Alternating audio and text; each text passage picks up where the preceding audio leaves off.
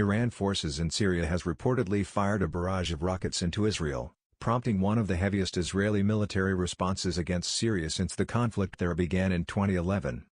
The attack on the Israeli-occupied Golan Heights, just past midnight, marked the first time Iranian forces have hit Israel from Syria, where they have deployed along with Iran-backed Shiite militias and Russian troops to support President Bashar al-Assad in the country's civil war.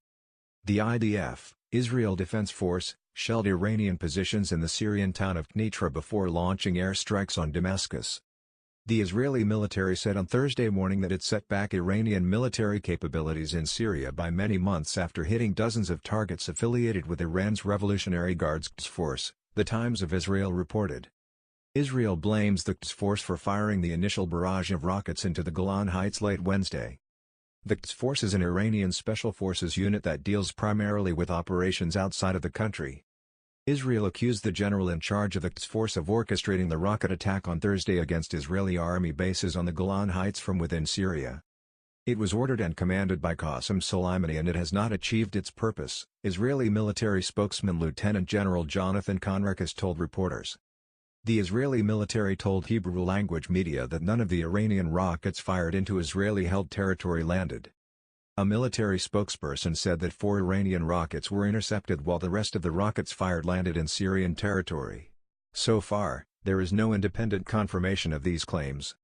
The dramatic escalation in tensions is the first time Iranian troops have directly attacked Israel rather than using proxies such as Hezbollah. It came as Tehran vented its anger at U.S. President Donald Trump tearing up the Iran nuclear deal a day earlier. Israel said Iranian forces had fired 20 artillery rockets at their military bases in the disputed Golan Heights and that their Iron Dome defense system had intercepted a number of them. In response, the Syrian capital of Damascus was attacked by Israeli jets.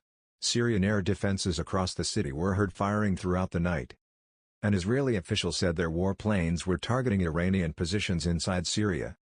A Syrian military official said air defense positions and radar stations had been hit. A correspondent for SANA said strikes were targeting Syrian air defense brigades and attempting to destroy radar installations. Lebanon's national news agency, citing Lebanese Army Command, reported Israeli jets circling over Lebanese territory early on Thursday before exiting. Targets included the Mezeh air base in Damascus, according to Israeli media. More than 30 Israeli missiles have reportedly struck targets near the city. Meanwhile, people in Machala, a town in the northern Israel, were reportedly asked to enter secure areas following an explosion in the area. Conricus said Iran's Quds Force fired the rockets at several Israeli bases, though he would not say how Israel determined the Iranian involvement. The incoming attack set off air raid sirens in the Israeli-controlled Golan Heights, which was captured from Syria in the 1967 war. Syria's state media said Syrian air defenses had intercepted hostile Israeli missiles early Thursday that were fired over southwestern Damascus. Air defenses confronted tens of Israeli rockets and some of them reached their target and destroyed one of the radar sites, Syrian state news agency SANA reported, citing a military source. Another rocket hit an ammunition warehouse, it said. Asked whether Israel had attacked near Damascus or scrambled communications there, an Israeli military spokeswoman said, "I have no comment on that at this time." Syrian state television was broadcasting footage of its air defenses firing at incoming rockets, and playing patriotic songs. It said Israeli warplanes were firing the rockets from outside Syria's borders and targeting Baath City and Knitra province. Earlier, Syrian media said the hostilities began with Israeli fire at Syrian positions in the country's south from across the border. Pro-Syrian media said Syrian missiles then fired at Israeli forces.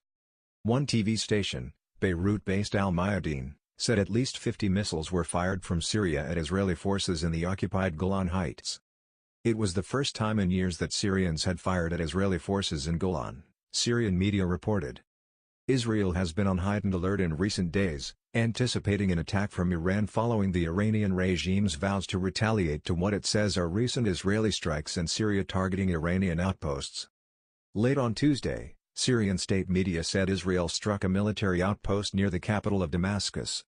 The Britain-based Syrian Observatory for Human Rights said the missiles targeted depots and rocket launchers that likely belonged to Iran's elite Revolutionary Guard, killing at least 15 people, 8 of them Iranians. Last month, an attack on Syria's T4 air base in Homs province killed 7 Iranian military personnel. On April 30, Israel was said to have struck government outposts in northern Syria, killing more than a dozen pro-government fighters, many of them Iranians. Israel has neither confirmed nor denied most of the airstrikes. But for months, it has repeatedly said it will not accept a permanent Iranian military presence in Syria. In February, Israel shot down what it said was an armed Iranian drone that entered Israeli airspace. Israel responded by attacking anti-aircraft positions in Syria, but an Israeli warplane was shot down during the battle. Iranian forces moved into Syria after the outbreak of the Syrian civil war in 2011 to back the forces of President Bashar Assad. As that war winds down, and Assad appears to be headed toward victory, Israel fears that Iran, along with tens of thousands of Iranian-backed Shiite militiamen, will carry out attacks against Israel. It comes after President Donald Trump's announcement on Tuesday that the U.S. was withdrawing from the 2015 nuclear deal with Iran triggered uncertainty and threatened to spark more unrest in the Middle East. Israeli Prime Minister Benjamin Netanyahu traveled to Moscow on Wednesday to meet with President Vladimir Putin and discuss military coordination in Syria. Russia has also sent forces to Syria to back Assad. But Israel and Russia have maintained close communications to prevent their air forces from coming into conflict. Together with Putin, Netanyahu toured a parade celebrating the anniversary of the Second World War victory over the Nazis and then met the Russian president at the Kremlin for consultations. After 10 hours together, Netanyahu said he conveyed Israel's obligation to defend itself against Iranian aggression. "I think that matters were presented in a direct and forthright manner, and this is important. These matters are very important to Israel's security at all times and especially at this time," he said. Israel views Iran as its archenemy, citing Iran's calls for Israel's destruction, support for militant groups across the region and growing military activity in neighboring Syria. Israel has warned that it will not allow Iran to establish a permanent military presence in Syria. Israel's military went on high alert on Tuesday and bomb shelters were ordered open in the Israeli-controlled Golan Heights following reports of irregular activity of Iranian forces in Syria. After an uneventful night, the military on Wednesday called on residents to return to full civilian routine, meaning studies and excursions would continue as usual, although the shelters would remain open. Amos Gilead, a retired senior Israeli defense official, told a security conference in the coastal town of Herzliya that Iran's intentions in Syria meant a wider conflagration may only be a matter of time. "They wanted to build a second Hezbollah," he said, referring to the Iranian-backed Lebanese Shiite militant group that last fought a war with Israel in 2006. "They are determined to do it and we are determined to prevent it. It means we are on a collision course."